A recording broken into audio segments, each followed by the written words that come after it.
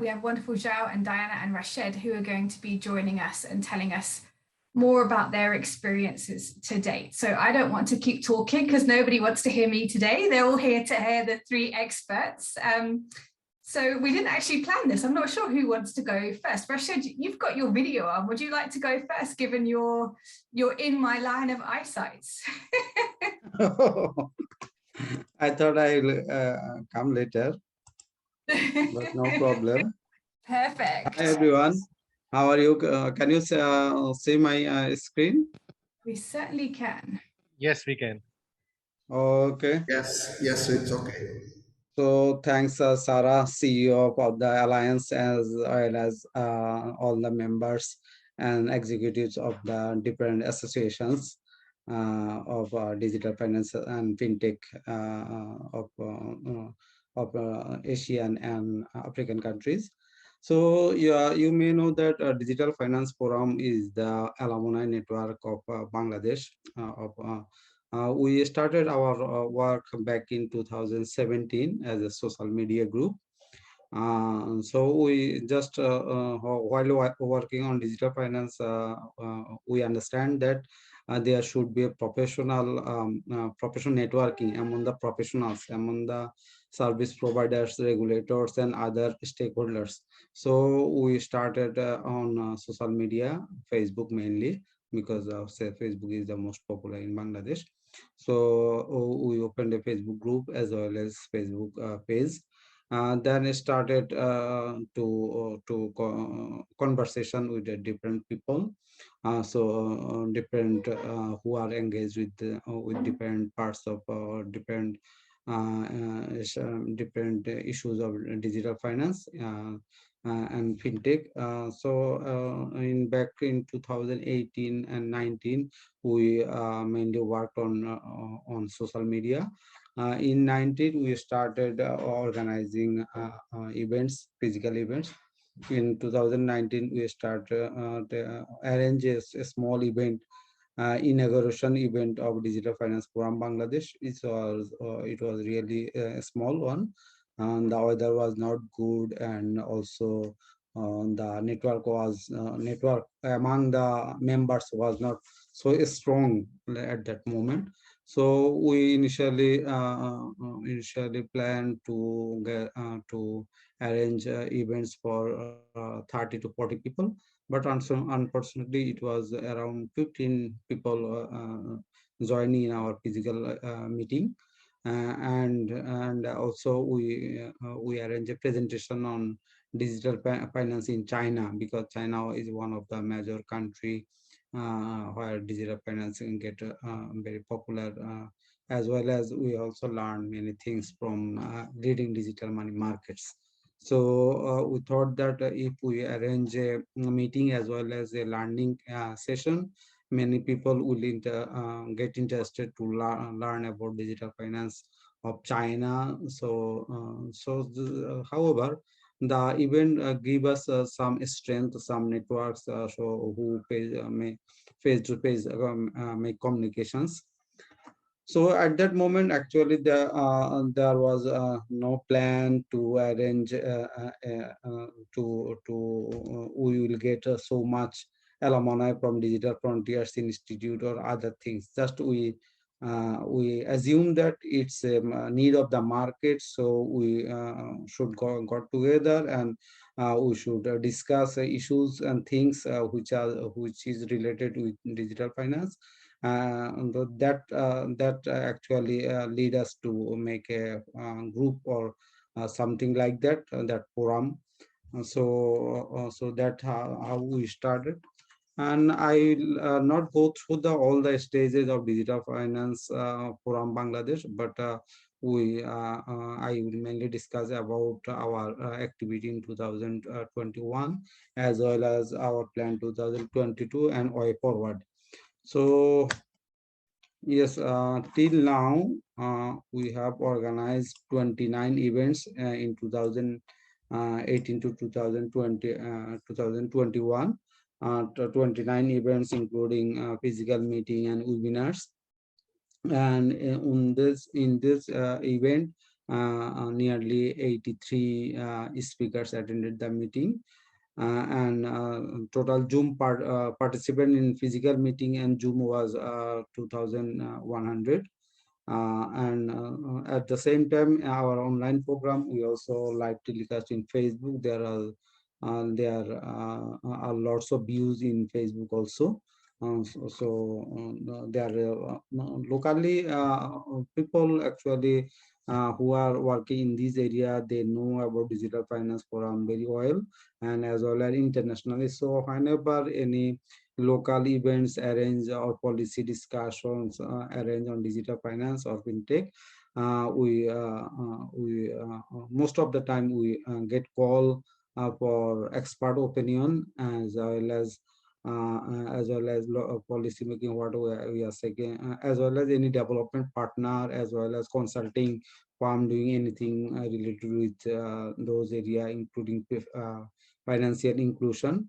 They call digital finance forum to provide opinion, because there are lots of people actually in our network who knows many things, many areas, all the areas of the digital finance and fintech, and our members are expert on those areas. In 2021, we arranged quite a significant number of events. It's 10 events.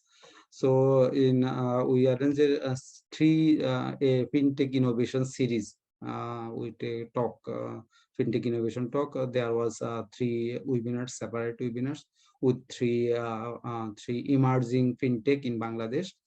One was on digital credit scoring, and then another one was open banking API, and third one is telecom data for alternative credit scoring.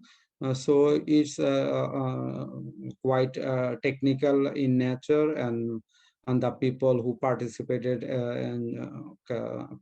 enjoyed the discussion, as well as no one in the market actually organize such kind of technical events to discuss, to learn, to share things. And digital credit, we arranged 4 events regarding digital credit and fintech. One event is a regulation of digital credit for CM, SME, and personal finance. So we are especially focused on this area. It's in last year I will show you that we organized a webinar series on digital credit. This year we focused on regulation on digital credit. So it's a continuous journey actually. So another one is fintech and startup in Bangladesh. Bangladesh building resilience during COVID-19 pandemic actually. So we discuss on COVID and COVID issues, mainly how fintech companies has cope with this extraordinary situation. Then financial literacy, digital financial literacy for inclusion, and that is one of the webinar series. And then data sharing in financial services. Data sharing is very much crucial for fintechs for getting credit scoring and other issues. So it's important for fintech industry. So we partnered with other organization and arranged this partnered with A2I, Access to Information Project, and arrange this webinar. Actually, we are a partner, but A2I actually is the lead arranger of this 4th webinar, data sharing webinar.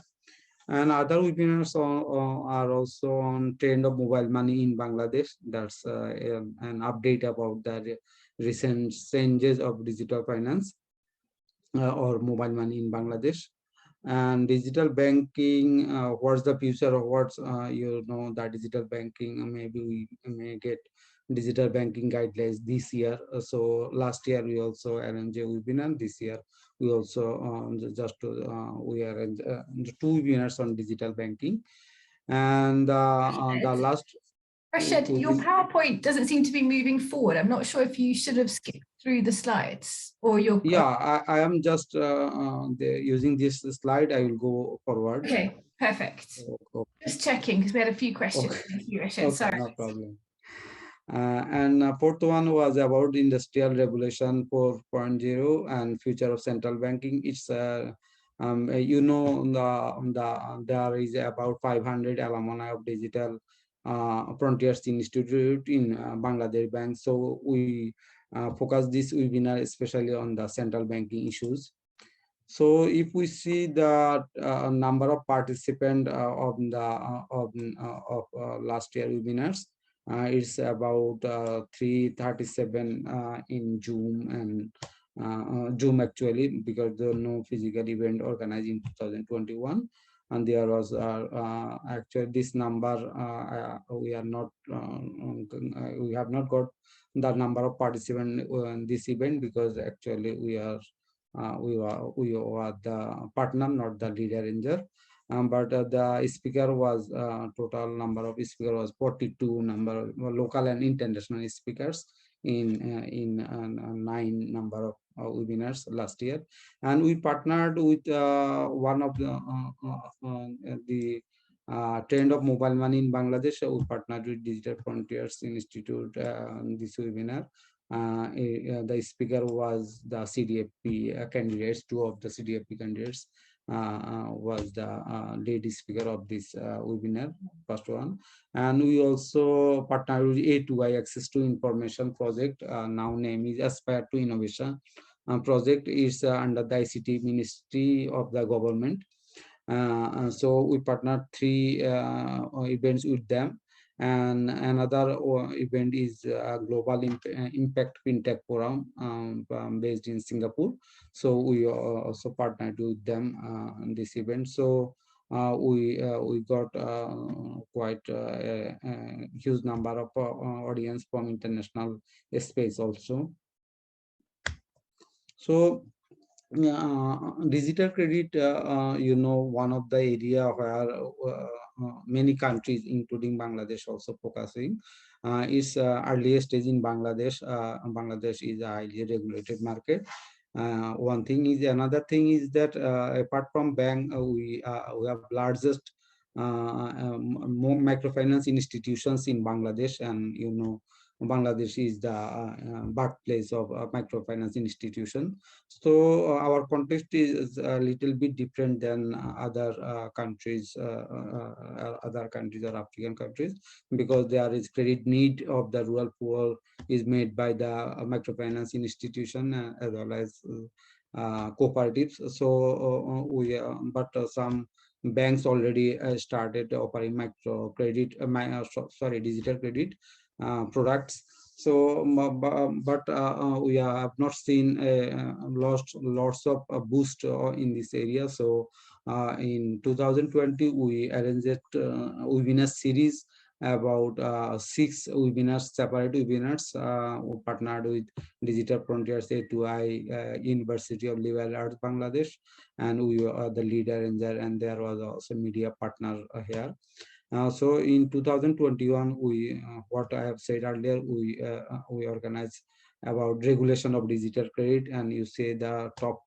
There was one executive director of Bangladesh Bank, Mohammad Khurshid Alam, was the speaker, and there was 3 general manager, banking regulation department, SME department, and also Mohammad Ashraf Alam. He's also general manager in Bangladesh Bank, as well as he is also the fellow of Digital Frontiers Institute. So continuous. And in 2022, we are planning to provide technical support to a regulator, financial sector regulator, to develop digital credit guidelines. So we actually first make awareness, then we focused on a specific issue on regulation, and this year we will focus on making a guidelines, developing a guidelines for a regulator. So if that we can make it happen, it will be great for the market, because there is a need for digital credit in our market. Mainly small and cottage enterprises need digital credit, because banks are not serving them sufficiently. So if I am showing you the committee, the organization about In left hand side, you see the organization Executive Committee of Digital Finance Forum Bangladesh. Here is about is Mohammad Julfikar, Vice President from Telecom, Mr. Sajid Amit from University. We're not seeing that slide. I don't know if we're seeing only slide 1 right now. Is it? Yeah, I think you should be showing a slide 6. Yeah, I am sharing. So I have not understand actually that you are not seeing this. So Yeah, can you we're stuck on slide 1. now? Still slide 1. What happened to it? Don't understand. Can you see now? You can see any slide? No, Transition. Slide 1. Rashid bhai, please go to the show mode. I mean slide show mode, and then click. I think that will change. I am using the share screen, then going to the PowerPoint. Is it?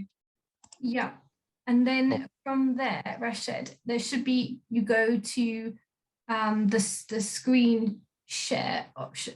Yeah, I am doing everything. Okay, but try again. Okay now? Okay, maybe what you need to do is, can you see that there's a left-hand menu called slides to the left of the screen?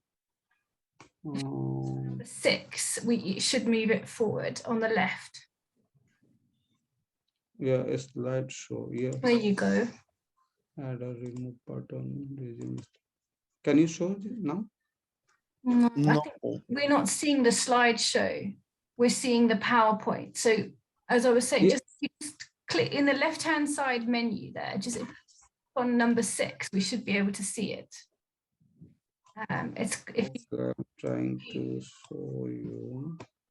Rashid bhai, can you just get down in the below? I mean, in the below there are a icon like goblet. You can click on that icon. That will be taking you to the slideshow mode. Press F5. F5. Or press F5. Okay, I'm trying to. I think maybe the screen share is sharing the wrong screen, perhaps. Okay, just I am trying. I am just closing other screens, so that I think. Okay, that's maybe problem. There may be 2 PowerPoint actually opened. That's problem actually. I think now everything maybe go.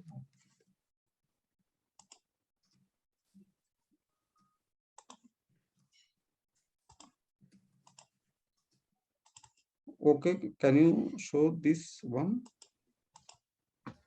now? No, we're still just seeing the first slide. That's what I say in the menu on the left, rather than worrying about, there we go. No, now it's changing. That's it. So Now it's changing. Yeah, now it's changing. Yeah, yeah. Okay. Just I am. Okay now. yeah, so if you click on, you need to be on slide 6 because that was the one that you were in the left-hand side. Okay. Can you show the transition now? No, because we're not we need you to make the transition in the menu on the left-hand side, Rashid. Can you see that you've got slide 1, 2, 3, 4? You've got 4 highlighted at the moment. If you click on slide 6, we'll see I think, the slide. yeah, this one. Is it? There we go. Now we can see. So navigate there, just clicking forward. Okay. Perfect. Now it's transition you are seeing? Yes, we can see slide 6 now. Okay, sorry. That's okay. Sorry, so we missed many things actually. Yeah. So if you can see the committee, can you see the committee list of Digital Finance Forum Bangladesh? Yes, we can. Okay, thank you. So sorry for the technical problem actually. So you see that here the Vice President, Mr. Julfikar, who was talking a few minutes ago. He's from the telecom sector. Mr. Sajid Amit from the university. Mr. Nasimul Islam from Visa, Mahmoud Julfikar from banking sector. Actually, he was on consultancy before that. Mohammad Tohrul Hassan, he's from A2I Program Manager, Digital Finance. So I am telling about this to show you the diversity of the committee members. That's one of the big things for success of our organization also.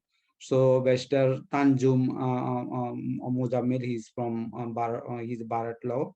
Mr. Shoili Apren from Bangladesh Bank. Mr. Majid from he's from banking sector, but he has experience in telecom, mobile finance, and then banking, then development sector also.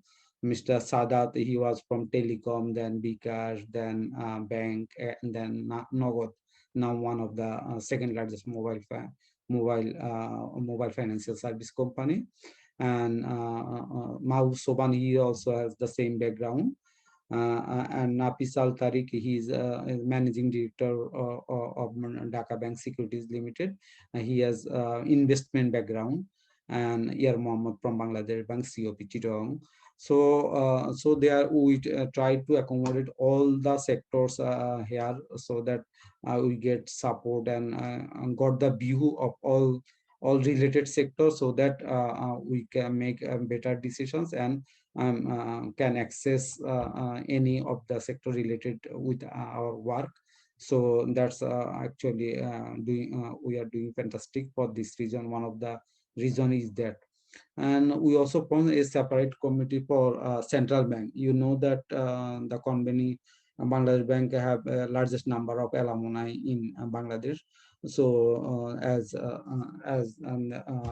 the central bank has very about 500 alumni. So we formed this committee separately to develop online course content and other things and support the internal policy related with digital finance and other things or fintech related policy matters of central bank, as well as this committee also this Bangladesh Bank committee also currently working to develop some content on central bank issues, monetary policy, banking regulation, foreign exchange regulation, such issues. So that's one of the issue, because when a alumni learning something, we have to keep them in touch with our network, as well as give them continuous opportunity to contribute.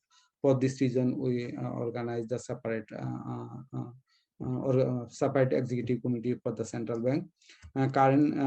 Just recently, we also formed another committee for CDAP practical assessment committee. So headed by Mohammad Ashraful Alam, general manager. He also CDAP, and there is other for CDAP who is working to assess the practical aspects, practical work of the CDAP candidates. There is more than 60 number of fellows right now who have completed 110 course credit, and they are waiting for practical. So we have to provide them necessary support so that they can complete the CDAP as soon as possible. So in 2020, we are planning to organize several webinars on fintech innovation, recent fintech innovation in Bangladesh and Asian countries, blockchain for international trade or banking, digital finance for women empowerment, digital bank in developing countries.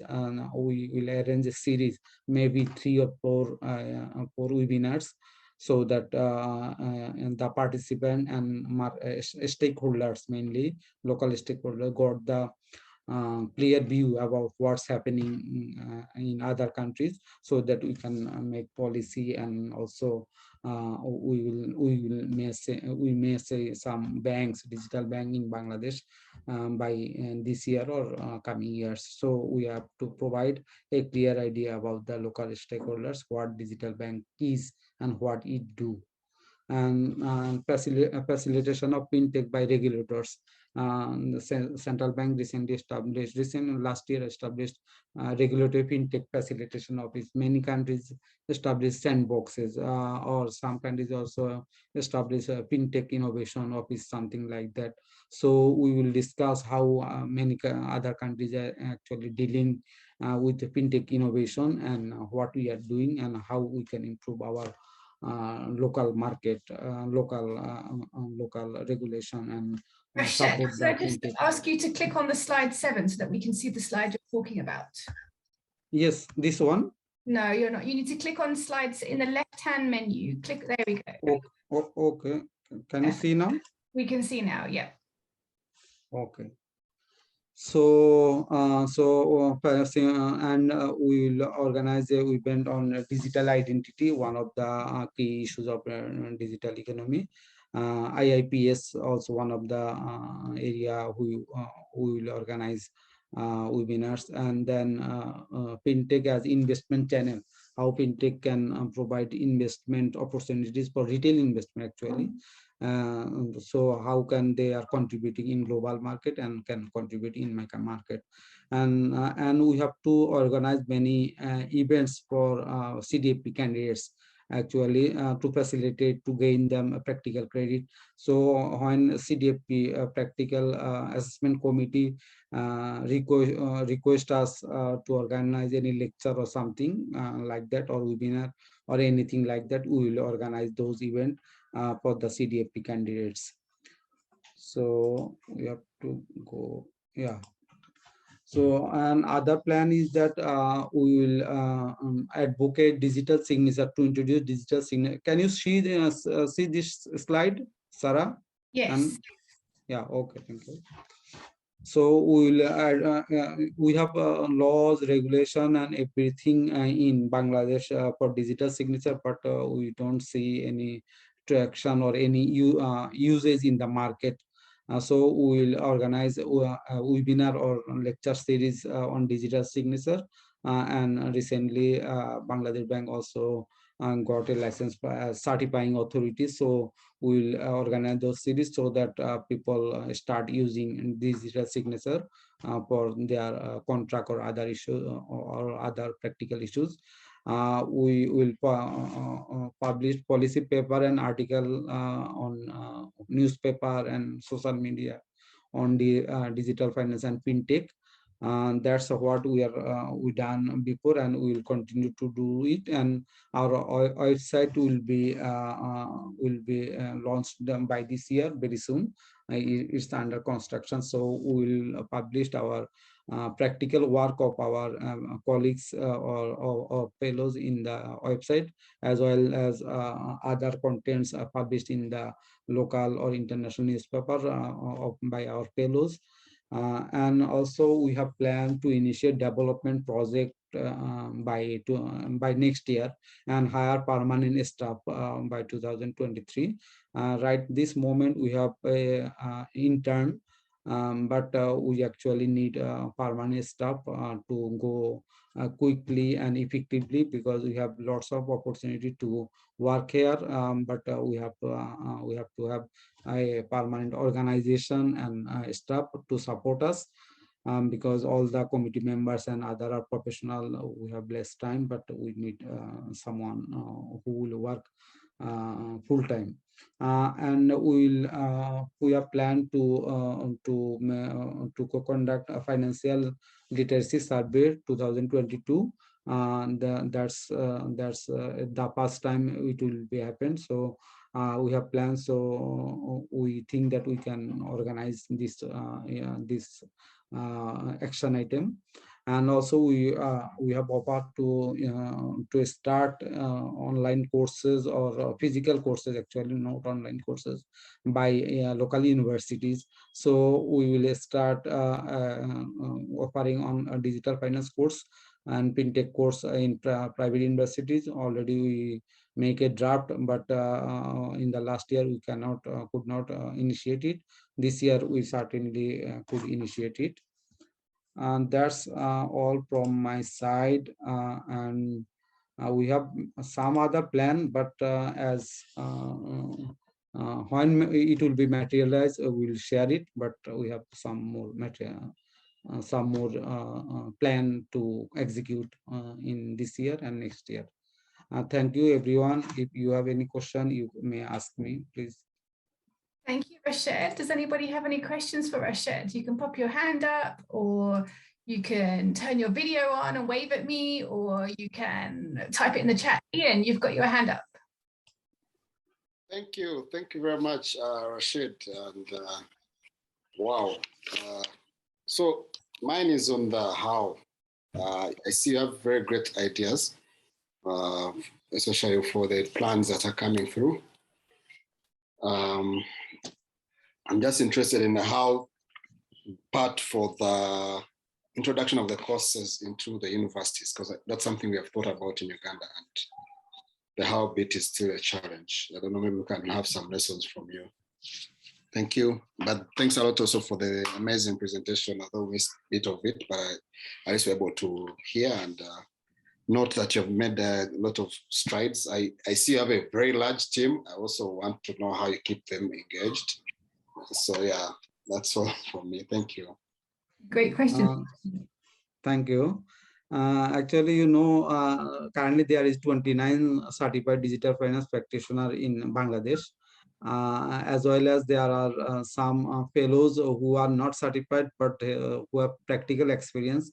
So launching a physical event is about 6 class, master class actually, what university said, master class on digital finance. It will be 6 numbers of courses on digital finance specific areas. So it will be not a big problem for us to provide as well as to deliver the course, as well as to get the students, because you know, mobile finance is very much popular in my country, and we also getting many fintech companies and digital finance companies coming in our market. So that's one thing. Other thing is that our big team actually, but still we are struggling to we are opening many other committees, because for a specific purpose we are forming other committees to make them people engaged, as well as everyone. I personally think that many people, most of the people who are taking online courses of digital content, they are active people. They are not average, because giving the opportunity of the active people to contribute for the development of their own themselves as well as their organization and the nationally is crucial, and they are interested and giving us the opportunity, making the opportunity available for them is the main challenge. So I am thinking in this way, and actually we are getting support from most of our fellows, and if we continue to give them the opportunity to talk, to discuss, to contribute, that's actually will continue to grow. So we are making such kind of effort for this region. We are getting much response. Thanks, Rashid, because I think handling that workload is one of the key challenges that a lot of associations, you know, obviously face, because we are not at the scale where we can employ people, you know, on full-time salaries. So it's helpful to see how you've convened a large team of volunteers to come together and working on specialist topics, so that people know what it is they're contributing to. That's a really key learning point there. And motivation is the main thing. Yeah, really being passionate about what it is that the association's been set up to do. Yeah, so we have to talk so much about to our fellows all the time, and also keep them motivating and giving them and showing them some input output. What we are doing, not just talking but making something visible. That's actually important to them. Yes, and sometimes they're contributing to something bigger than just the, you know, the little bit that maybe that they are doing, seeing the bigger picture and the plans of the association going forwards.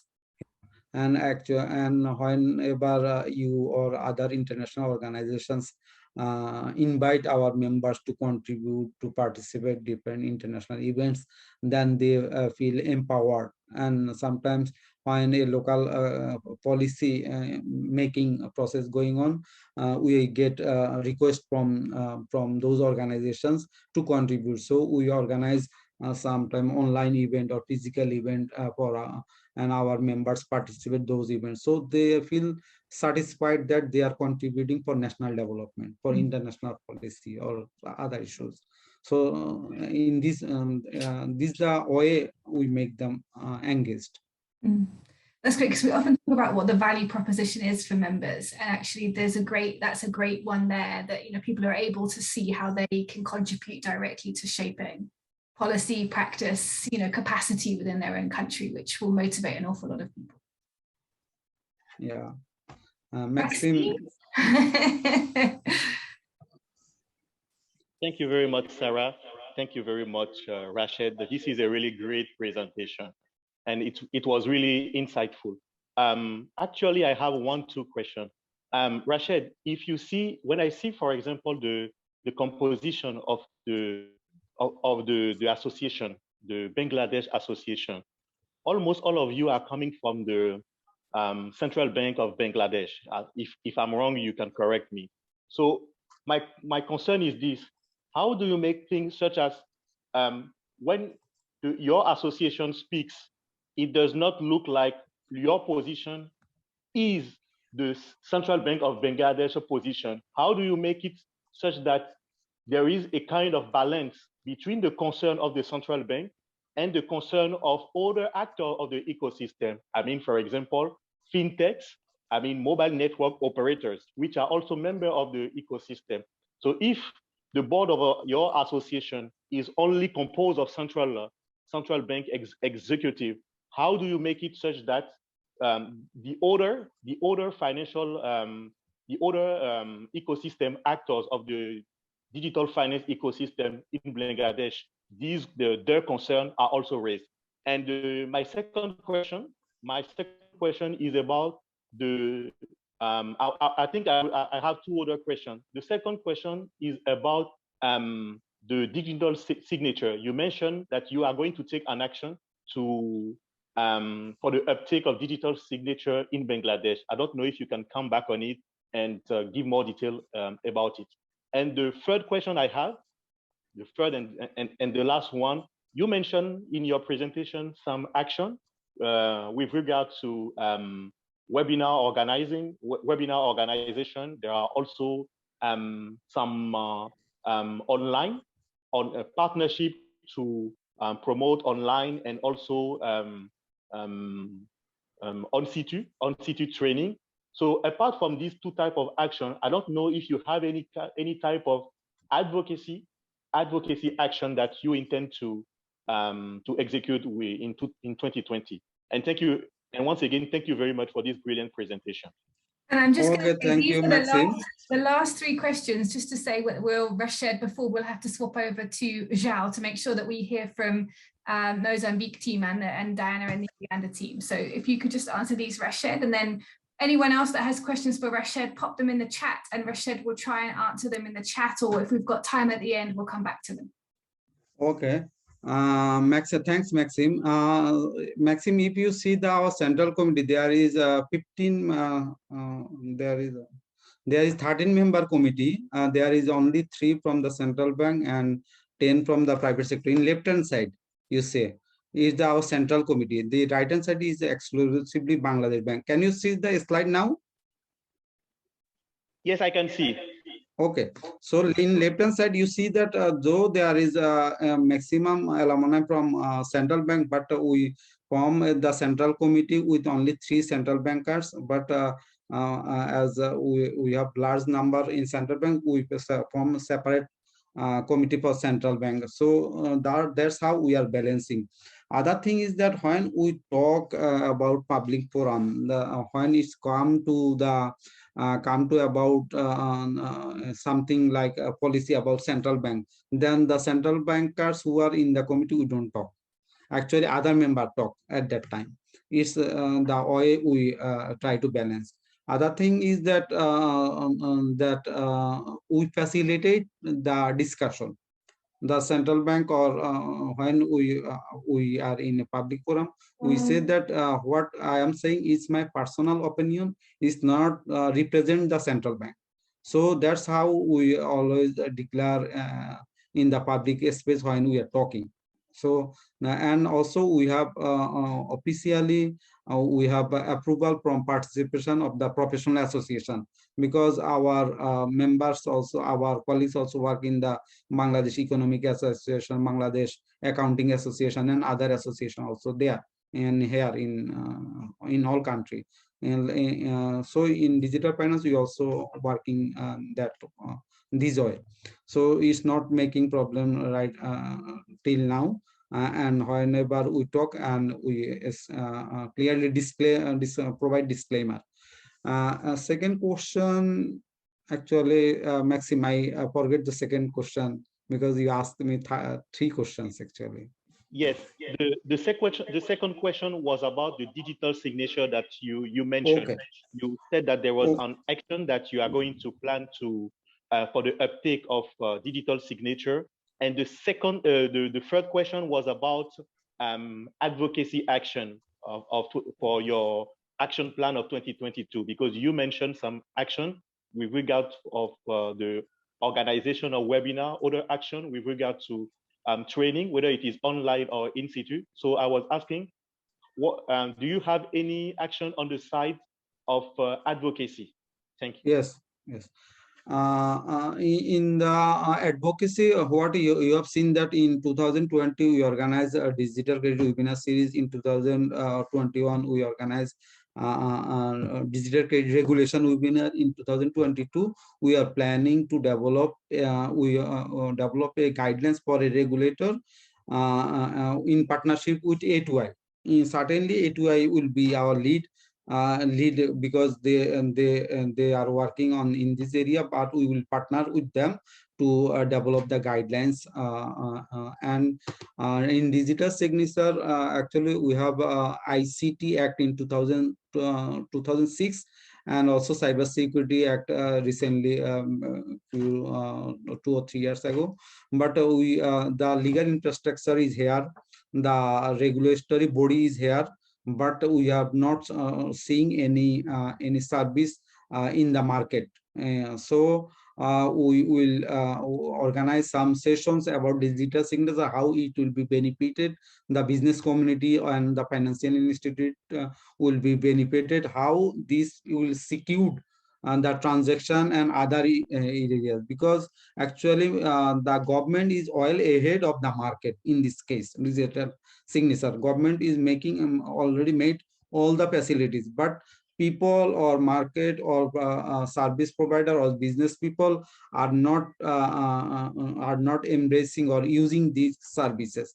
So awareness is the main issues here in case of digital signature, to people to understand, make people understand that digital signature will be helpful for you and it's secured, and there is no issue of data breach or other insecurity issue. Or other insecurity may be mitigated through digital signature. So actually for advocacy, for literacy, whatever we said, we'll make that issue, because there is nothing with policy advocacy in digital signature issue, because government already done everything. Central bank also recently made the infrastructure and also the organization, and everything is here. But problem is that people not using it. So digital signature in this stage actually in my country. And also, so actually in that's how we are developing. And the university course which we are planning, actually we have already offer from the private university, and you have seen that one of our vice president is the associate professor from a private university. Actually his university proposed us in 1 year ago to initiate course on digital finance, but actually we are not getting enough time to launch the course, to make the syllabus and other things. But We have everything, but we have to provide some effort to introduce the course in university. And in that case, we will be one of the pioneer and in academic circle to offer digital finance course in Bangladesh in physical form. Thank you. Thank you very much, Rashid. Thank you, Rashid. I know that we've probably got loads of questions that we can ask you, but I also know that we've got the others on the line. So maybe seeing your face next, so maybe we can hear from you and hear about Fintech Mozambique, if that's okay. Hello, it's my time now? Yes, please. Okay. Well, I have a problem right now because I have too much slides. I will fly over some of them because we can share them afterwards with people to read. Oh, yes, for sure. I will share immediately the slides. Please confirm that you are seeing the whole screen, the full screen. Not yet. Not yet. Oh, okay, sorry, it's not yet. I have to make it.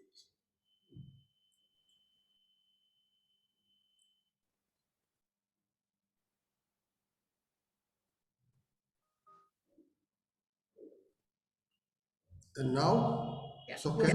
We're seeing the PowerPoint. There we go. Got it. It's full screen? Yes, full screen. Okay. So as I told you before, sorry about the number of slides, but I was just put on paper on the slides my ideas and everything that also I think it's important to share with you. And so I will share the slides right after, and I will be available also for any question that you may want to put at the end or by email. First of all, let me give you some brief context about the financial inclusion in Mozambique and the role of fintechs and startups and digital financial professionals in the country. So I will not read the slide, but if you see the pyramid on the right side, we have more or less 60 million of adult people, and half of them are not banked at all. So they are completely unbanked. Even the other 8 million, half of them are unbanked, or they have a bank account or mobile money account, but they don't use the account for digital payments or whatever. So there is a lot of, let's say, market opportunity, very interesting in the country. Although it's not a big country, we have 30 million of inhabitants, but you see, there is a potential of growth in this country. So things like collaboration with telecommunication regulators that have more than 20 million SIMs registered, and so we have to share some information about digital ID and things like that that does not exist yet in this country. Another aspect that it's important to mention is that we have several regulators that are involved in terms of producing laws and getting licensing for those type of new companies like fintechs or insurtechs in the country. Those are the four more important ones, but there are others. And also the question about regulation is very important for us, and you see in the next slides why and what we are doing in terms of our association, because there is a lack of regulation in the country. So let's just to give you an idea, for regulating the new payment service providers or fintech operations, the law is quite new. We have the law for 1 year or something like that. And until now, there is none company already licensed for this from the central bank to do that kind of services. The first company to be licensed will be my company, because we have starting 3 years ago. So just right now we have finishing the process of licensing with the central bank. But you see, it's complicated. And also it's important to mention that we don't have laws to permit usage of computing, cloud computing, for instance, is completely forbidden in the country. And we have also very large problems to integrate with the central switch, that is the national switch, single red. And we don't have also regulations and let's say APIs for open banking. It's like also the entire QIC and digital ID regulation for onboarding or digital onboarding of new customers for digital services, including the commercial banks. And we have also put some pressure in terms of telecommunication tariffs for digital financial services. So the main output that we can bring from this is that the regulators should think of a regulatory model more proportional to the risk that fintechs represent, because right now they are supervising and licensing the fintechs in the same way that they license a large bank, commercial bank, and that's not feasible for us, and the companies cannot accomplish with that.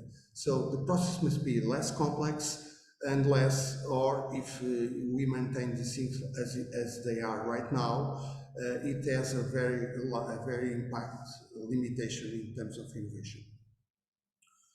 Another aspect is the question of economic problems that the country and other countries in Africa confront. But in Mozambique, there is a problem regarding the attracting of international financing, and also how the results in terms of financial results, the companies can export those kind of benefits that they have from being present in the country. So there's also something to be done in terms of government entities, and we are pressing the government, pressing the central bank to have more open solutions for foreign investment in the country in this area. So let's go to the point, and starting with the journey. We started our journey in terms of implementing the association in September 2018 in Durban, where we have a meeting with the ITU, International Telecommunication Organization. 12 Mozambique companies were invited to be present there and to present our services. And in one meeting, you see that small picture, we meet together in that fair and start to discuss why not having an association that promotes financial inclusion and financial companies like fintechs, insurtechs, and things like that. So we took 1 year to be registered. So in November 2019, we get the registration approval and the final process, and we launched the association in February 2020 in an event, presidential event here in Maputo. Also some the principal milestones that we can figure in this slide is the three FinTech weeks. The first one in February 2020, February 2021, and the last one was last month. And there is some aspects here, and I will detail more in the next slide. That's not important. Our board is composed of 8 members, only 8 members, and not all of them are working. So it's real tough for 2 or 3 members in the committee to put everything in place, but we are doing something. And as I told you before, we started the FinTech Week, first edition in 2020. It was 4 days of presential event. You recognize some guys down there. I'm here, and you know that lady here, it's Sarah. She was present, and it was very important. It was a great event. Yes, and we have more than 20 people attending all the 4 days. And just for the launch of the FinTech Association, we have a room with more or less 80 people. In 2021, we did the same FinTech Week, but in a virtual format because we have already the COVID-19 pandemic in the country. And even so, we produced 10 events, several panels, several debates, presentations. We have 2 showcases slots that 10 companies present their services to the public, and we elected the first honorary member. It's Professor Celina Macom, as most of you already know her also. In 2002 and 2022, we had last event 2 weeks ago or 3 weeks ago, and for the first time we present what we call Fintech.MZ Innovation Awards. And what it is, it was a contest that we open to all the companies or young entrepreneurs that have an idea in areas like as fintech, insurtech, regtech, cybersecurity, whatever. So we had 20 applications for that. We selected 5 finalists, and then a jury has granted the first prize to one company. It's called Microsoft. The solution is Wainable. It's a platform for digital companies like mobile money operators or fintechs or even banks to implement an agent network with everything connected in the marketplace. That's sorry about that. But the jury also had a special recognition of a young entrepreneur, a guy with 21 years old, and it was very impressive, his presentation. So we gave a second prize for him, and it was very nice, this contest. Sarah was one of the members of the jury, and I have to thank her because at the end of the contest, we managed with DFI to get the second prize for this special recognition, and the prizes was digital financial course from Digital Frontiers Institute. Okay. It was a pleasure to be there. I had a wonderful afternoon. Yes, it was nice. All this content is in our website. The address is down there. It's fintech.org.mz.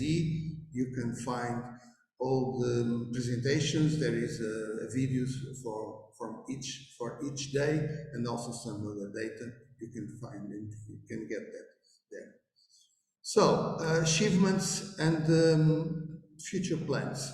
Well, some of for us, the most important ones are listed here.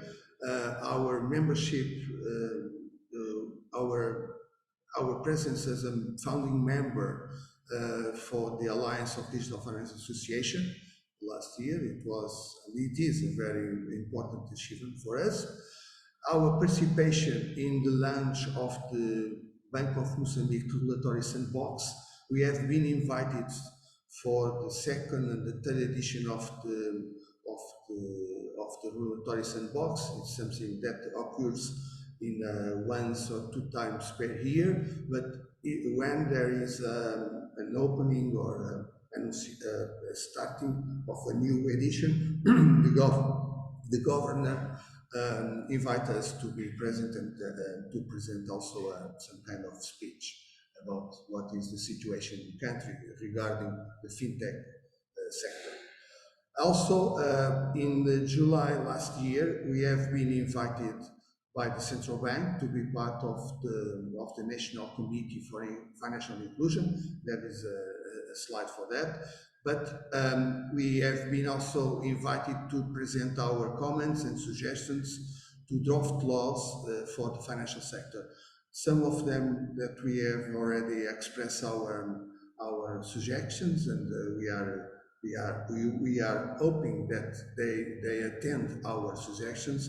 It's about the Tier KYC legislation. It's a new legislation that has been on a draft. It's not published yet. Also, the new PSP types and supervisor framework, it's another law. And the third one is the SIM card regulation. There is a law that is already, that is also in production now, and we expect in the next 2 or 3 months to be published. And we have made some position articles in the newspapers and magazines about electronic payment taxes, because the government and the central bank starts to talk about that, and we cannot let them go ahead, let's say. So we are making some pressures about that.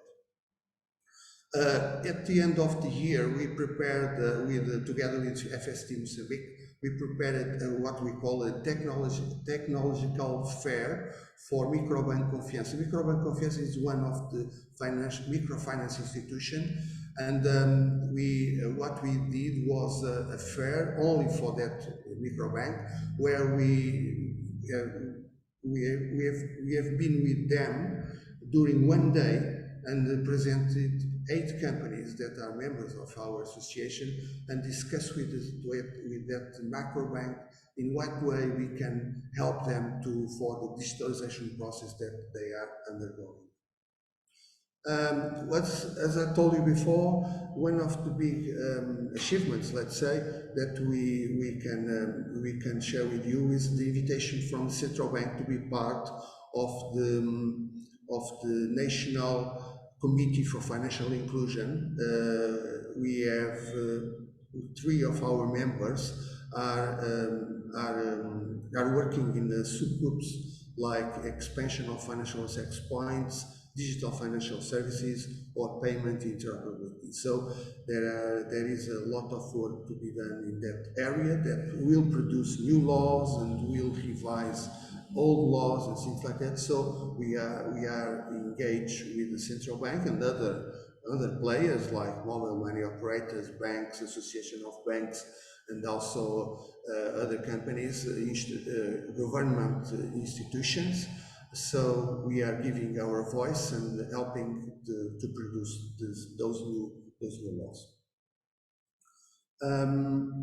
We have done also some partnerships with companies and organizations, and those partnerships are targeted or are for benefits of our members. The first one, or the oldest one, is a partnership with a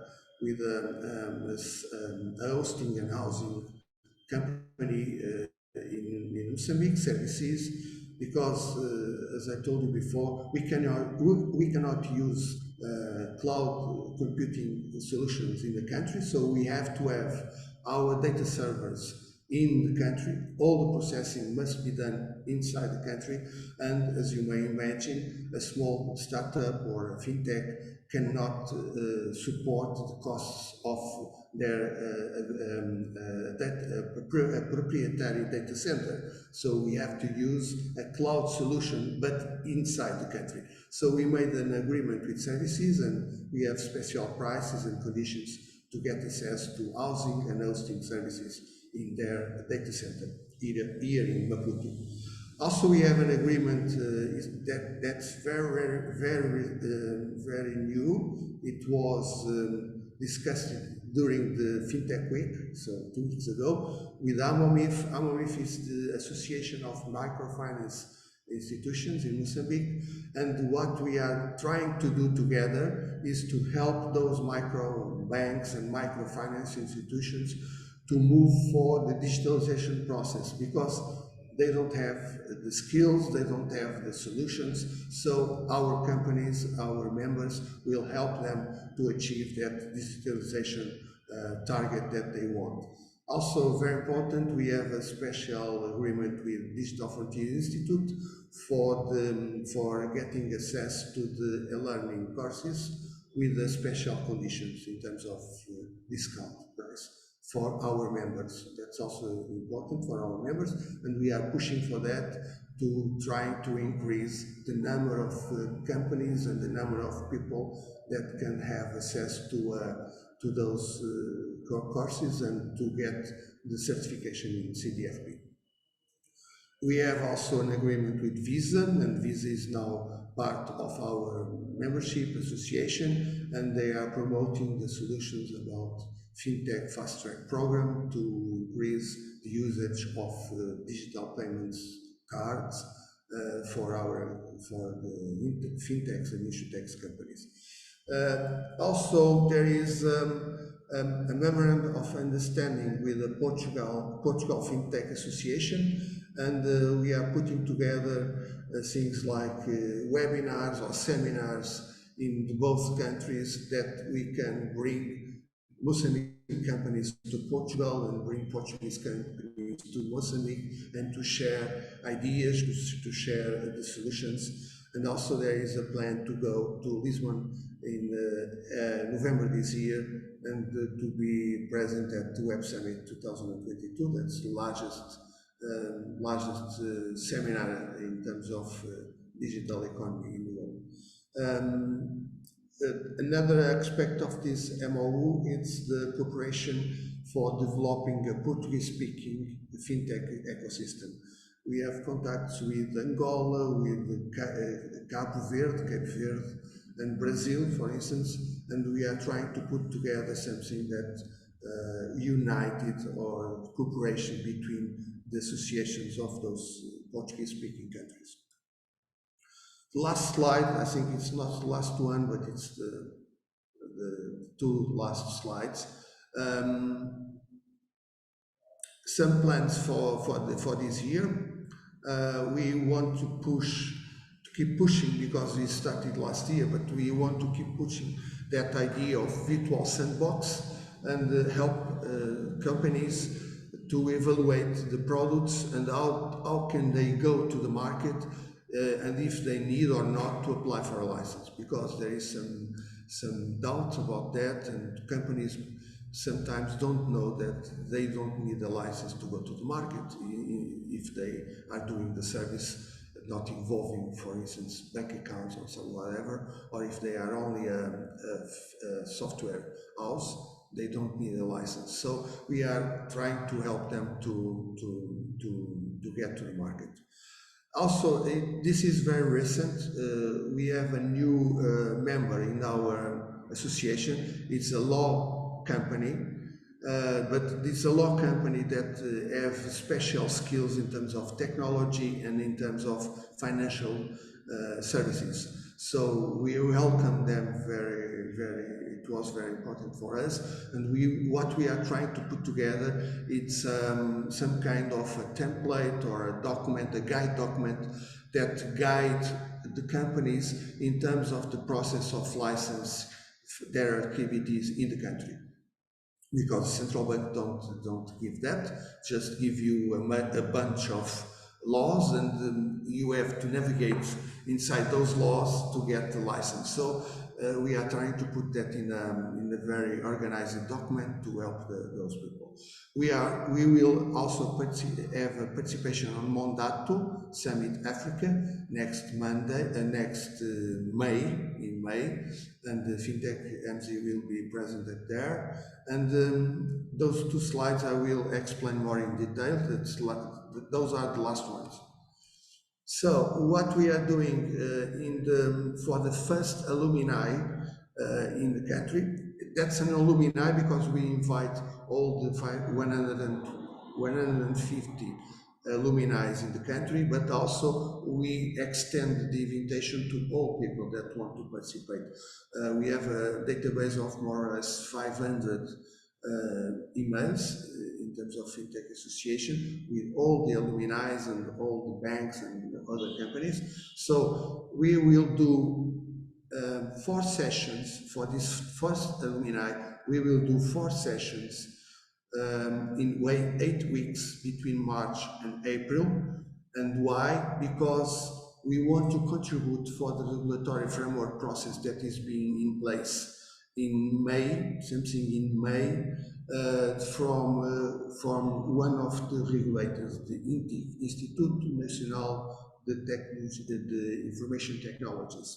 So they will regulate things like cloud services, and also APIs, open banking APIs. So we want to prepare or to be prepared and to contribute for that regulation, for that regulatory framework process. So we are putting in place 4 sessions regarding the opportunities that the 4th generation technologies brings for financial inclusion. This is the alignment, and as soon as the dates are closed, I will inform everybody, and you are welcome to participate also. The last one, it's quite new. We just received the invitation letter, and I have the first meeting with these guys. This is a MOVA. MOVA, it's not ONG, but it's an institution in Mozambique that empowers socioeconomic inclusion of women and young in Mozambique. So they have a very nice program right now that is supporting 700 human entrepreneurs to develop their business in 3 areas of the country: Maputo, Beira, and Nampula. It's south, center, and north of the country. And there's a program, this program, they call it Realize. It's make in English. It means make it, do it. Okay, so Realize, it's like that. So they want to. The program will have a time frame between May and November. So it's 7 months, I believe, or 6 months duration.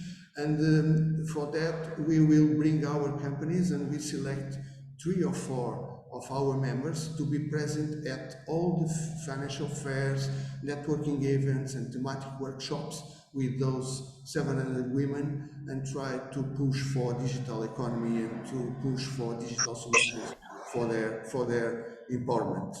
Okay?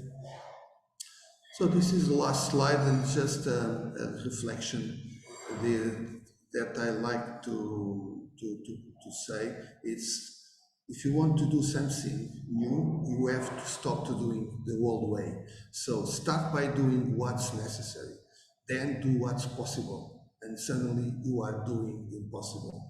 This is one of the statements that São Francisco de Assis says in the 12th century. So, but I think it's very actual and is always actual. So let's keep this in our minds. Okay, thank you very much, and I will be very happy to respond to any questions or any clarification that you may have. Thank you. Thanks so much, João. That was a very impressive presentation, and boy, what a lot of work you've been doing, and what a lot you crammed into telling us in that session. I don't know if anybody's got any questions for João. You can pop your hand up or and let me know. Okay, there's one in the chat actually from Emma Bet. How do you go about, as an association, selecting the activities that you will be involved in? Just a great question. Let me just stop. Sorry, sir, I could not understood quite well what you say. Okay, so the question is, how do you decide which activities the association will be involved in? What's kind of the criteria to help you choose, I think, are in your best interests, I suppose, and that of your members? Well, let's see one thing. We are not just an association of people. We are an association of companies, and we represent a sector. And what we have done is, in our statutes, let's say, we can accept as a member a company or a professional like ourselves, an individual professional, like, for instance, any alumni from Digital Frontiers Institute. So when we say, how can we select our, or how can we define our plans and things to do in the future? We are, first of all, we are seeing the financial inclusion in terms of our sector that we represent. So those are the fintech companies. And there are at least 3 areas that we have to push for those companies to be more active, to be more present in the country, and to contribute for financial inclusion. That's more or less our goal. The three areas are very easy to say. We have to impact in the regulation, so we have to produce new regulation to renew all the regulations, all laws that are completely outdated. That's the first one. We have to work also in terms of how to bring those companies to close to the market. So projects like this, the last one, the Move project, it's very important for us because, or the collaboration with the Association of Microfinance is also important because we are putting our companies in front of real problems to address real problems and to contribute for digital economy and at the end for financial inclusion. That's always the target. And the third one is how can we bring money, investment to scale up the companies? That's also a problem in some of the countries, and Mozambique it's one of the most let's say difficult country for that because international investors don't know very well the economy in Mozambique or don't believe in the economy in Mozambique, and they say that Mozambique is a small country. When they talk with a company in Mozambique for venture capital or whatever, what they say is, okay, Mozambique is quite nice, but what is your plans for all the Africa? So we have to work in those three areas: regulation, bring the companies to the market to impact on financial inclusion, and also bring money and bring investments from outside to push for the companies and to scale up the companies. Great. Thanks, Zhao. And one last question. Well, let's hear from Jerice, and then perhaps Zhao, you could answer the question from Joseph in the chat, because I'm aware that we're almost at the end of the session, but we haven't even heard from Diana and the Uganda team yet. So Jerice, maybe we could just hear your one question before we move on to the Uganda team.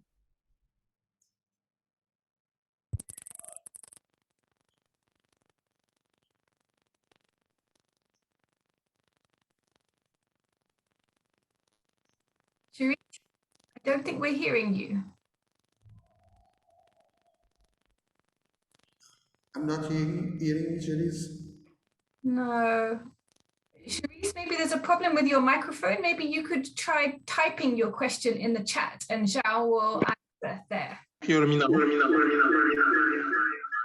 Well, now we've got feedback. Okay. Maybe Max, okay. You asking the question? Thank you, Sarah, for giving the...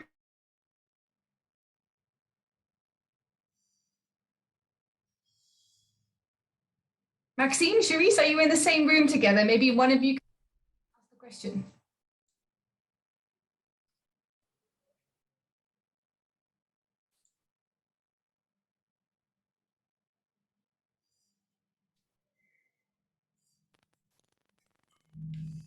Okay, I tell you what, let's have you write your question in the chat and Zhao will answer in the It's better. You can put it and I will respond. Okay. Perfect. Okay, thank you so much, Zhao. I hate to move on so quickly because there's so many awesome things that I will raise, but yes, let's move on to Diana. Diana, you can share your PowerPoint. You should be able to do so. And we'll hear from the Uganda team. Hi, Diana. Sarah. Hi, everyone. Yes. Could you please make me co-host? You don't need to. You should just be able to share. You go to the green button, share screen at the bottom, you should be able to share. Can you see it? Yes. Awesome. Wonderful. We are starting to see something. Okay. Great. So I hope we can all see my screen. Maybe you could just put it in presentation mode for us so we can see it a bit clearly. Okay. Awesome. Yes. So good evening, everyone. I'm happy to be here and see all of you online. I'm going to talk about the DFA journey and successes. I know I am standing in between your time to go home or to end the session, but I'll try to be as fast as possible, and I hope we can learn from each other and be as interactive as we can. So the DFA journey began in 2017 when we had professionals in various sectors studying the DFI courses. And in that discussion, we discovered that there was a gap in an association that brings together all the sector players in the digital finance ecosystem together. So that body was not there to bring all the different sector players into the same table to discuss digital finance issues. So we were founded in 2017, and we bring together sector players like commercial banks, telecoms, fintechs, microfinance institutions, development organizations to discuss matters around digital finance. We are affiliated with DFI and now the Alliance. Our vision is to be the platform for digital finance professionals to influence policy and product innovations that foster financial inclusion as a key enabler for socio-economic transformation.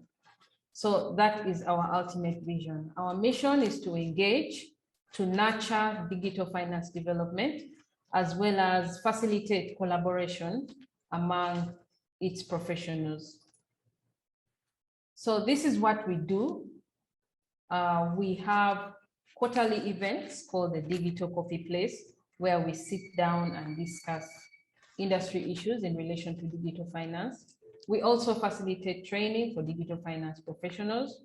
We also have stakeholder engagements with government, fintechs, agri-tech, development partners like FSD Uganda and many others.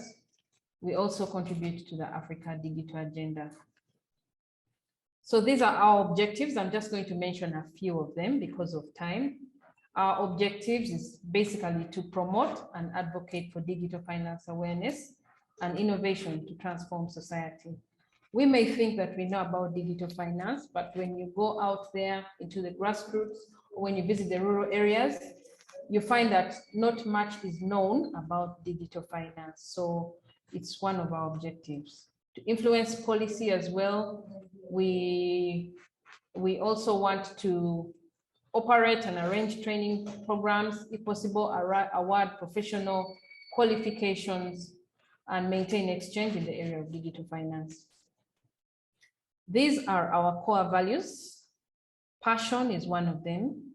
When you meet each and every one of us, we are passionate about digital finance and its importance. If you meet any of the executive members, any of the members of DFA, they are passionate about digital finance.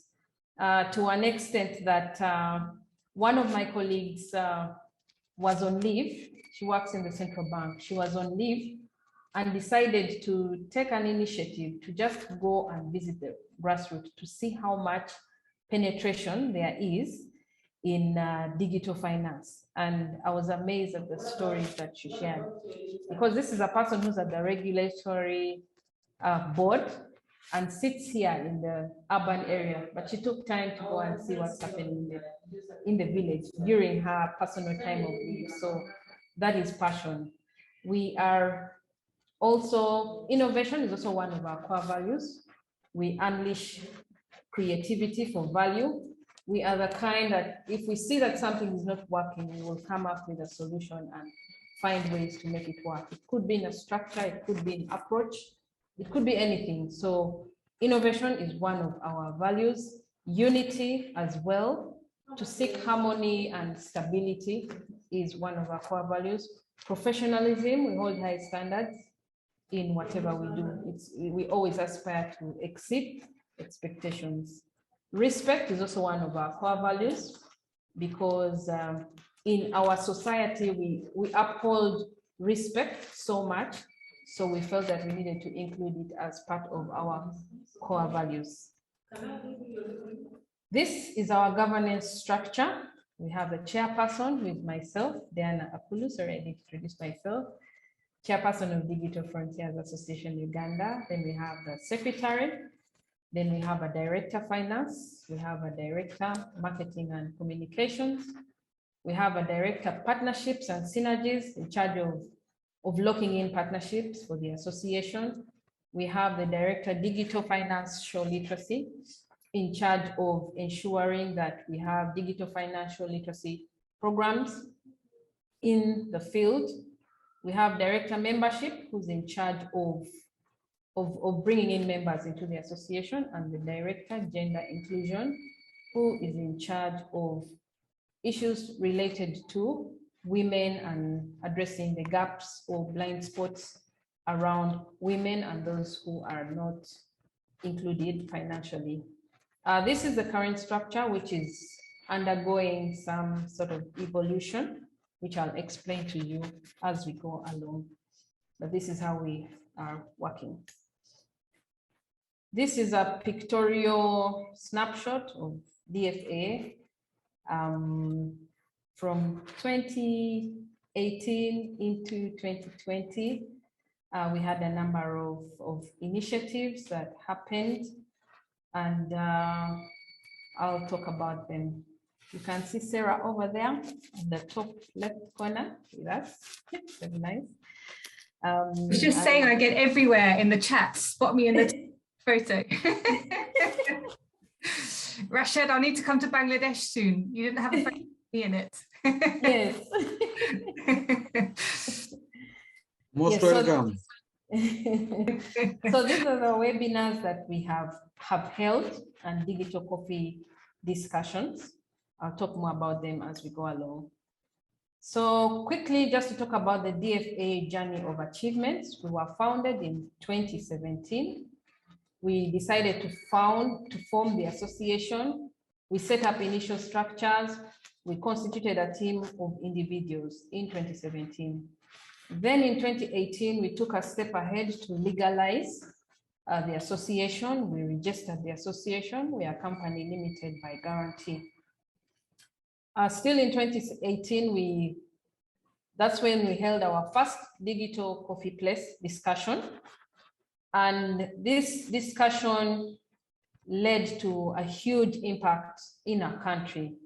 That was the time, I don't know whether you heard of it, they introduced mobile money tax. The government introduced a mobile money tax of 1% on each transaction. And this tax was really detrimental to the financial inclusion agenda. So as DFA, we organized a coffee place where we invited one of the ministers, the development partners, and we had a discussion around this mobile money tax discussion.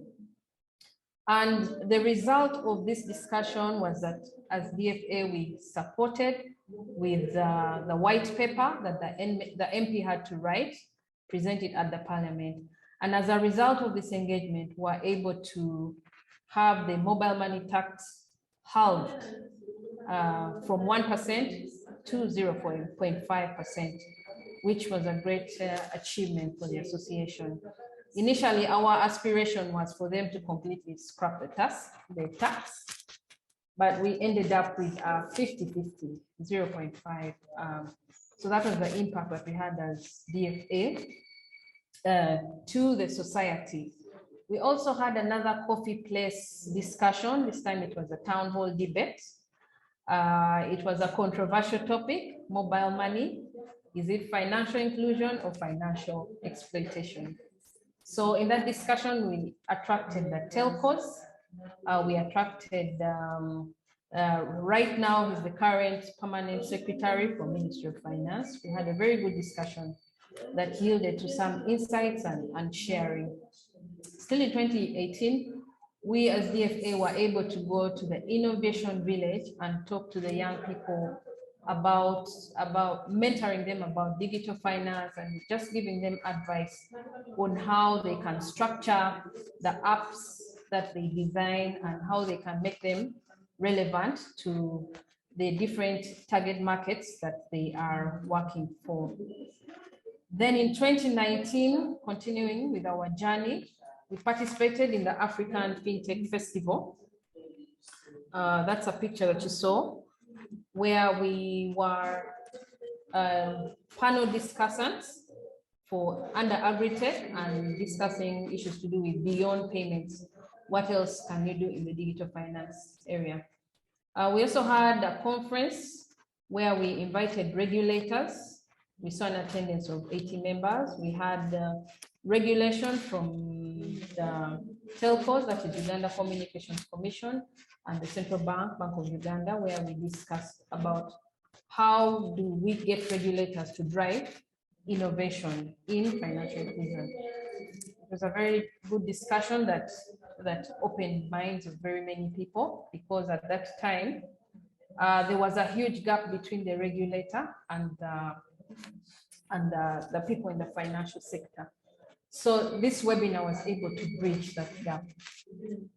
And still in 2019, in terms of impact, we have one of our executive members who, as a result of the course done, the DFI courses done, and who was one of the founders of the association, he was able to lead the digitization of payments of a circle that he leads. Initially, this circle used to have manual ledgers, manual payments, and you would find that there were people. This circle is in the southwestern part of Uganda. It's in a place called Kabale. It's a very hilly area. Now, the members of this circle initially would pay 10,000 shillings to go and save. 10,000 shillings, Uganda money, is an equivalent of $3. So these people would pay $3, jump on a boda boda. In Uganda, we call it boda boda. I don't know in other countries, maybe a scooter, motorbike. And they would travel miles to go and deposit their money. Now, this executive member led the digitization of that circle, and as a result, they integrated with mobile money, and the members of this circle were able to deposit money from the comfort of their homes or premises.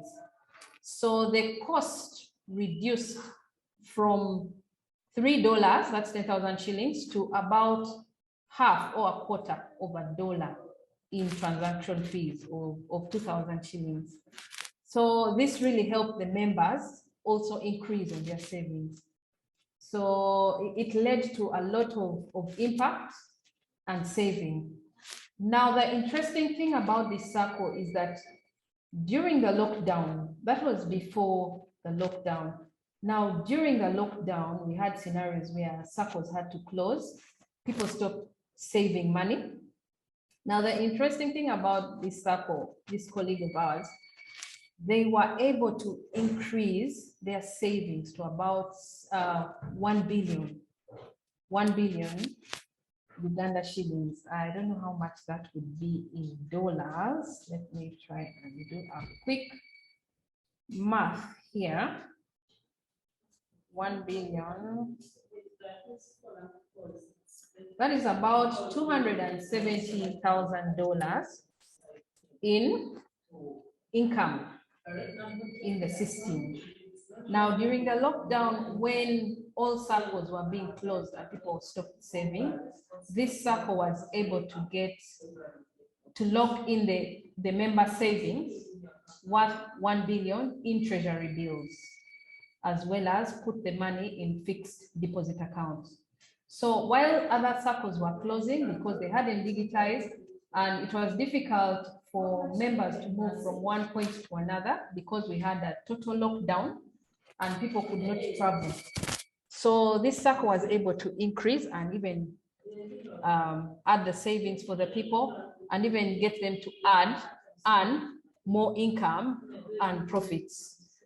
So this was really a great milestone for them. And even right now, as we speak, they're just taking this digitization to the next level by including some algorithms for credit scoring so that members can now begin to borrow. Initially, they were only able to save and they could borrow a maximum of 100,000 shillings. So now the digitization is being taken to the next level to have these credit scoring algorithms so that the different members can be able to save or to borrow more money based on their savings. So that has been major. And as we speak now, there are about 28,000 members of that circle in the southwestern Uganda. And as a result of that digitization, they were able to open 6 other branches, that is in the different villages, for savings. So it's really powerful, and he's really representing DFA in southwestern Uganda, and is having impact and touching the lives of the people in southwestern Uganda. Moving away from that, we optimized our team structure as DFA. Initially, we had the structure of the chairperson, treasurer, publicity, and vice. But we realized based on the market that it was not optimum, and we're not able to extract the value that we're looking for. So the governance structure that you saw before is what we evolved into, where you have people specific to handling the marketing and communications. We have someone responsible for addressing all the gender blind spots and all that, someone responsible for locking in the partnerships that we need to have with the various stakeholders in the industry as DFA. So right now we're in a place where this structure works better for us in terms of impact and also value to the association. Continuation in terms of achievements in 2020, that was during the lockdown.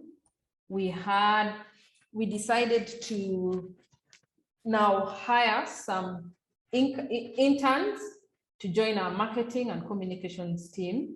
And these 2 interns really supported with increasing on the visibility of our association on our social media platforms. And it also improved on our engagement levels. You'll see the figures as we go along. We also had some interesting webinar engagements in May 2020, June and July.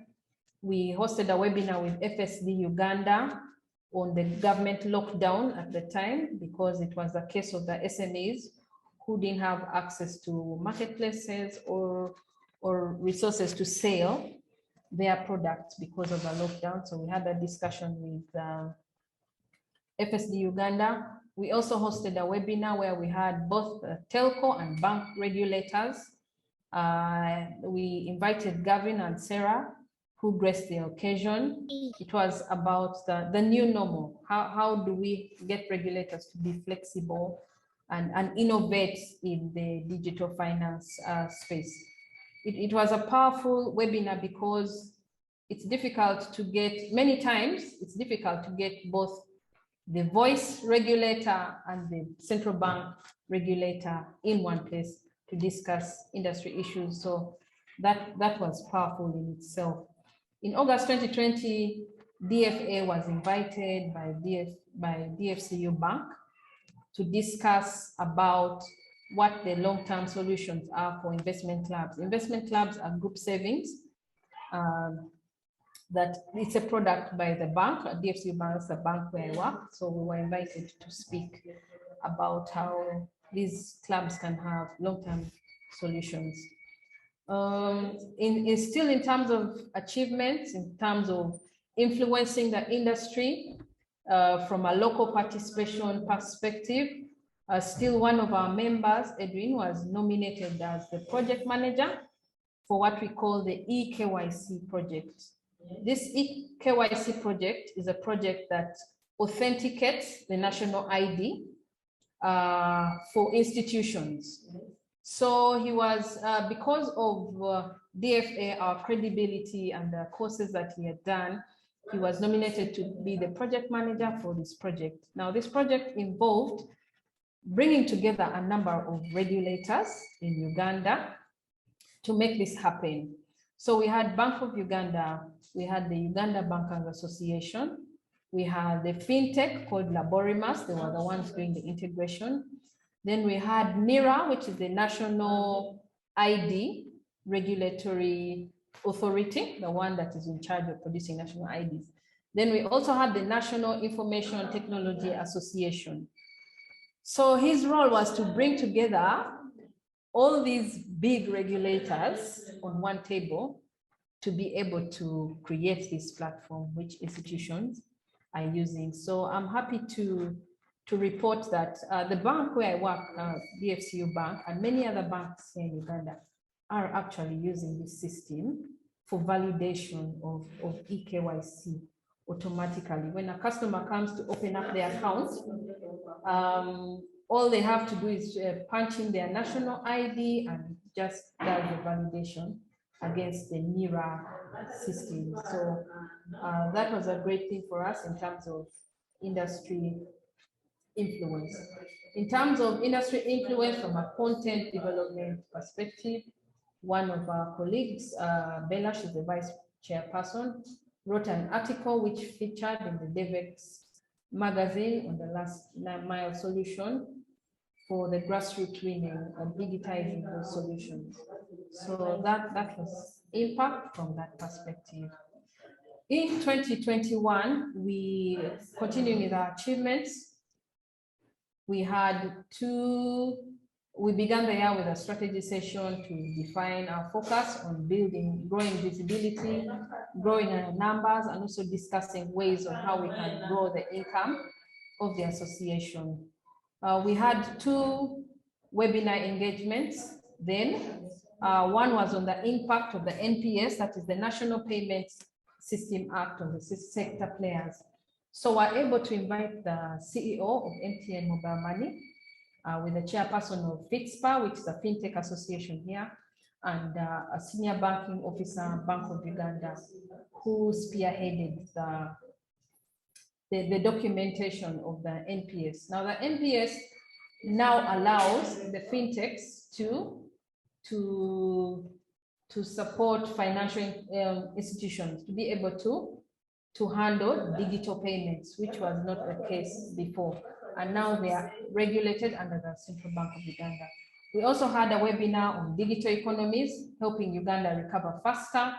We were able to have this discussion with FSD Uganda.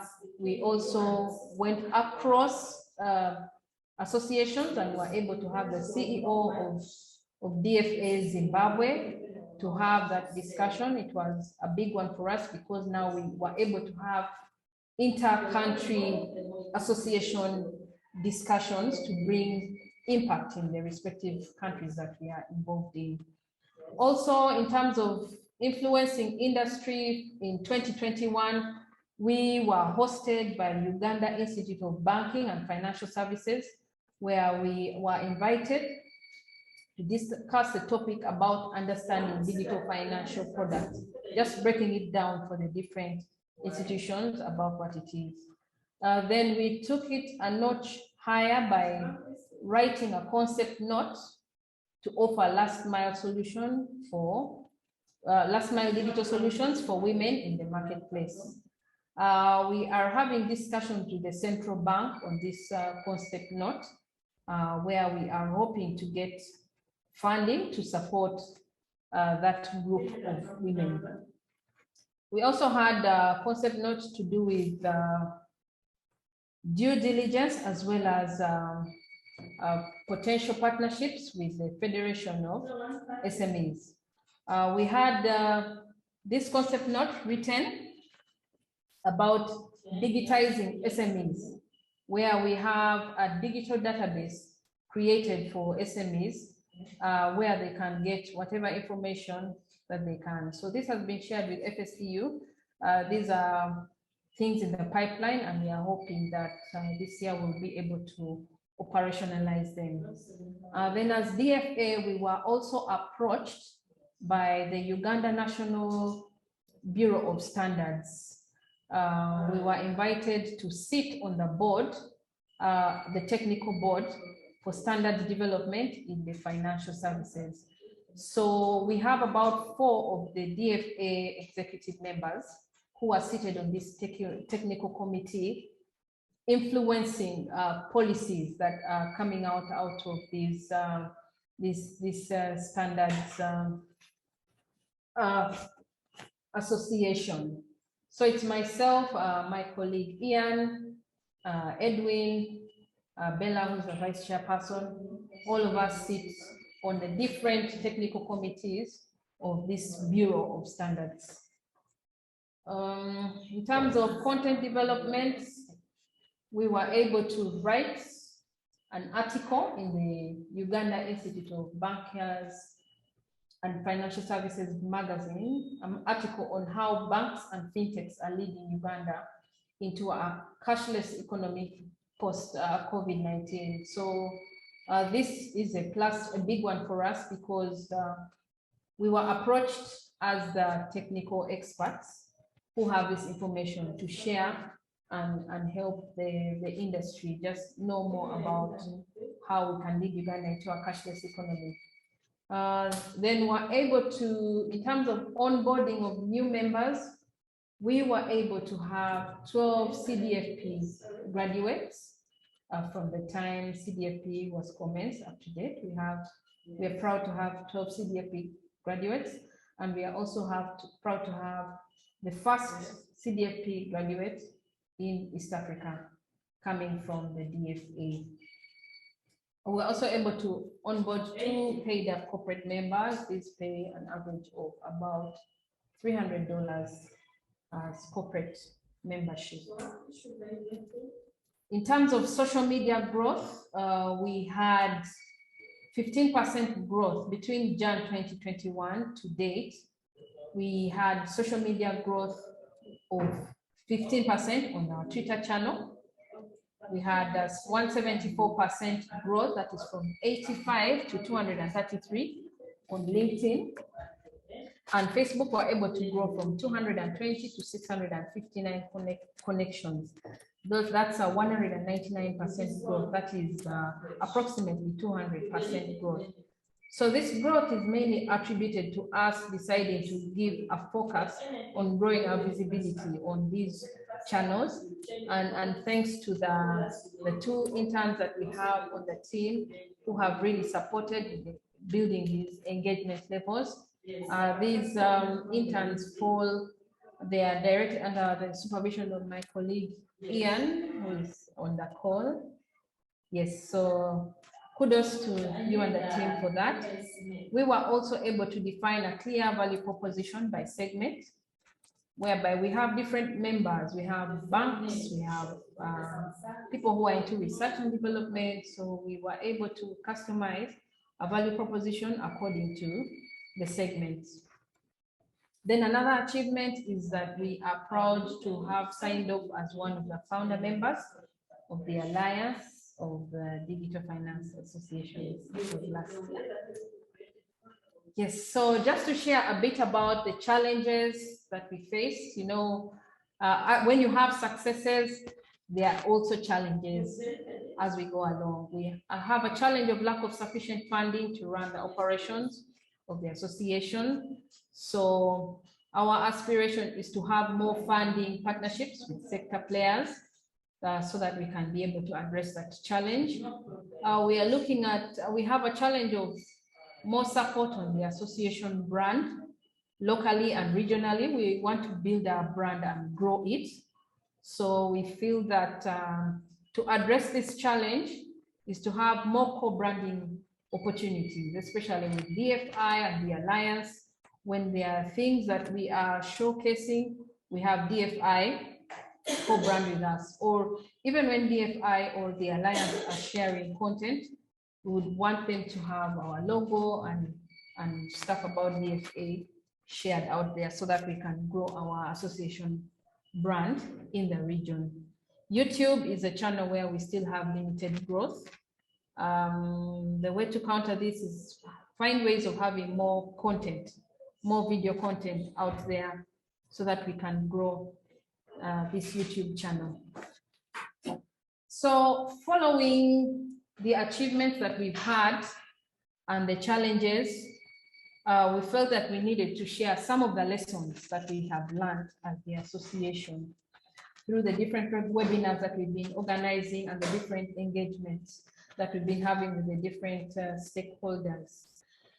We have the first lesson that we learned is that when we are having webinars with these different partners or stakeholders, we realize that when we have our brand advertised on their social media sites and theirs on ours, vice versa, that ends up boosting our reach, because you find that the followers that we have may compound to the followers that the different stakeholders. For example, we had an engagement with Bank of Uganda, we had an engagement with MTN, and they were able to advertise DFA, the webinars, on their websites and on their social media sites. So this helped boost our reach and also increasing our followers. We also learned that when it comes to preparations for key events, it's important to have timely preparations for better results. The events where we recorded the list participants, you find that we didn't have enough time to prepare. So timely preparation, probably an average of 2 to 3 weeks ahead of the event, helps to give better results and higher attendance. Another lesson that we've learned, and through our reflections as DFA, is that our scope of discussion has gone beyond just digital payments. We have now taken on discussions around emerging technologies like blockchain, cryptocurrencies. We are now having discussions on clean energy, renewable energy. So we are evolving from the typical digital payments discussion into beyond digital payments. We've also learned, one of our reflections also is that gender is a key focal point on our strategy. So gender being a key focal point in our strategy and it being in our structure gives us an opportunity to work with partners who have gender-focused programs. So we believe that as DFA, we can be able to partner with these kind of stakeholders to strengthen our partnership and have impact in the area of gender. Another lesson that we learned or reflection is in terms of capacity or resources for grant writing. I think we need support there. Grant writing and project design to help with the funding of the association, because we have written concept notes, and I believe it should give us some traction. But I believe that as an association, probably when we get some more resources or support in the area of writing grants and writing projects, designing them, that would also help us bring income. But this is a skill that we have not yet, that I feel we haven't yet built, because you write a concept based on a template that you have. But if you have a skill in writing grants and projects, I believe with the very many development partners out there, we have an opportunity to bring in income to the association. And we had a discussion with Sarah about this earlier, and I believe we could tap into the alliance. We can also tap into the skills of other associations who have written these grants and gotten incomes for the association, because self-sustainability is really key for us in order to survive and to thrive as an association. Almost coming to an end. These are our plans for 2022. We have a list of alumni members who have graduated in the DFI courses. So our plan is to convert 50% of these graduates into paid up association members by 2022.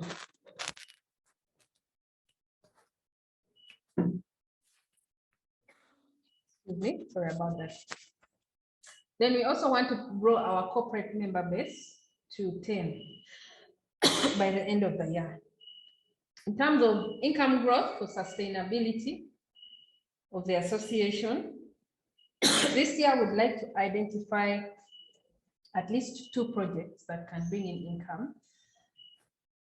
Sorry, I don't know what's happening.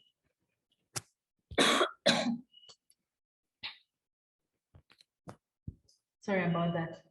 So our plan for this year is to identify at least 2 projects that can bring in income for the association. And we are looking at $14,000 by December 2022. We are also looking at locking in partners.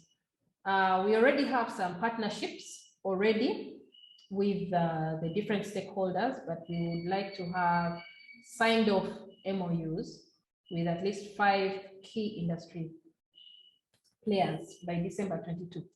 So we are looking at industry players in the area of regulation, financial sector, that could be banks or fintechs, development partners, and also private sector players. We are also looking at further increasing our visibility on the social media platforms. So our plan is to increase on our engagement levels. We are planning to have at least 2 association posts per week on each of our social media platforms. And then we'd like to engage, because most of us are already on social media. So we want to see that each member of DFA, once they're sharing their individual posts onto the social media platform, they tag DFA onto their individual posts. So that will help increase our visibility and also grow our followers. And then we want to increase our followers or connections on each channel by 200%. During this lockdown, we're able to achieve 200% on Facebook. I believe we can achieve the same for Twitter and LinkedIn this year. Still on increasing visibility, we are looking at having 4 webinars this year, 2 physical and 2 online. We are looking at also having some trainings in digital financial literacy and also influencing the industry in terms of content development. We want to have more digital finance related content out there. So we are looking at quarterly blogs being shared by any of the association members. So opportunities, in terms of opportunities to achieve our plans, we are looking at having the opportunity of accessing the fund at the Alliance to support associations. We have tagged this into our plans for 2022. The alliances, we are now going to be, associations will now be hosting alumni meetings. So we'll be able to earn some money from there. Before it was the COP facilitators, now it's the association. So we will work towards making that happen. Then the associations have an opportunity to review the practical work for the CDFP students. So since we achieved the 12 CDFP graduates, I think the task that we have as an association is to now see how these graduates can evaluate the practical work for the upcoming CDFP graduates. And we shall be able to earn some income, an agreed income from the Alliance on that.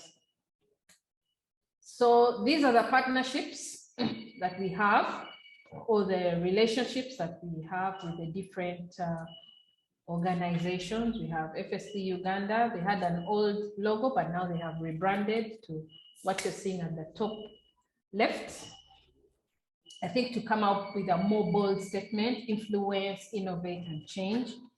Yes, we have FitSpa, we have MTN, we have Bank of Uganda, we have FlyHub, we have the Alliance, yeah, and IIR, we have DFI. So as DFA, we've had engagements, partnerships with these various stakeholders that you're seeing on the screen. So this is just a pictorial journey of DFA when we began. This was the first webinar.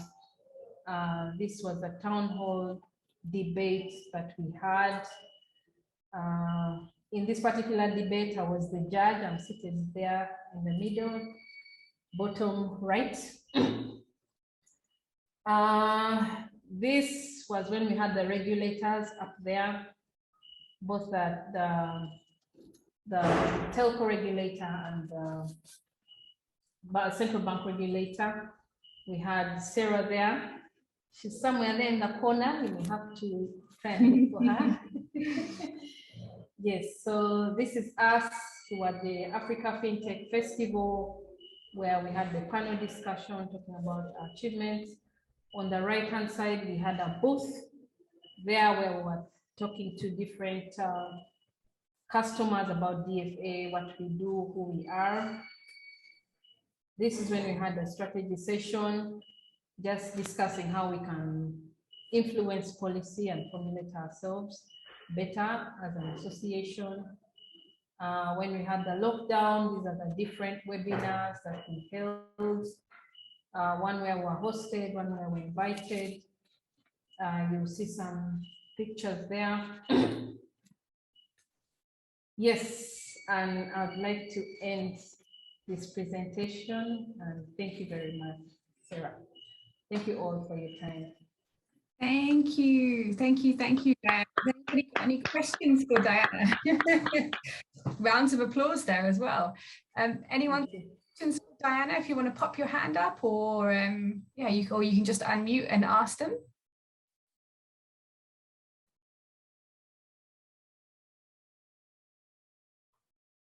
Some questions coming in the chat, but I managed to answer quite a few of them. Anybody, any questions for Diana?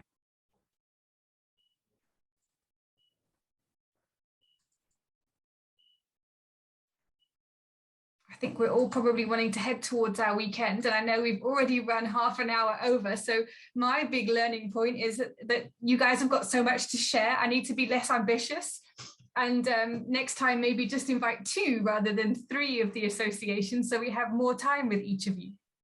That was my question to you all. I mean, you know, do you want another session like this with other associations, and which 2 associations would like to volunteer maybe to go next for something we can organize perhaps towards the end of April? Because it was just so stunning to hear, Diana, what you've achieved, Zhao, you know, and Rashid and your teams. I mean, obviously, we're, you know, really impressive. You know, do we want to do another, you know, thumbs up? You can do a little thumbs up to me, reactions at the bottom of the Zoom call if you want to do more. So yeah, Talita, more. Anyone else want more of these? Yep, lots. Great. We're beginning to see some more thumbs up, so we want more. Any of the associations on the line with us right now want to volunteer for being on April session? Who feels they've got can share?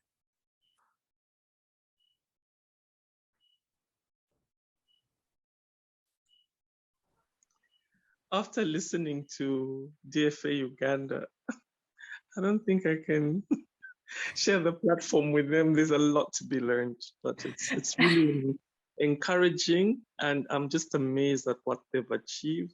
So it's a challenge to the rest of us, at least I'm speaking for our association, that there's so much that we can do, and I've gotten so many ideas.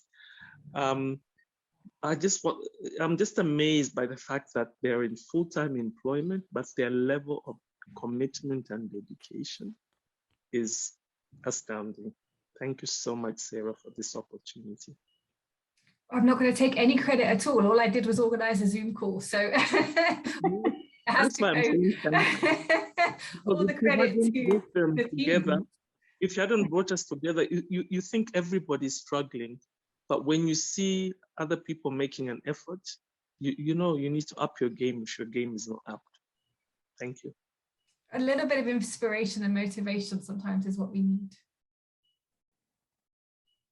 So I'm gonna pick some volunteers if no one's coming forward and putting their hand up. I've got a few ideas for the next one in April, so I will approach those. And as just said as well in the chat, you know, get to know one another, because you know that's what the WhatsApp group is there for. If you're struggling, if you want inspiration, pop your questions in the WhatsApp group, and we can all be there and chat to one another, you know, as a group. But also if the conversation's, you know, worth it, we can ping ourselves off to private chats and conversations. That's, you know, that's what we're all there to help each other. So I've had a wonderful 2 hours with you all. I only wish, you know, we were able to spend more time together, but I want to wish you all a very wonderful weekend ahead. Thank you, especially Zhao, Rashid and Diana, for your wonderful presentations and spending the 2 hours with us.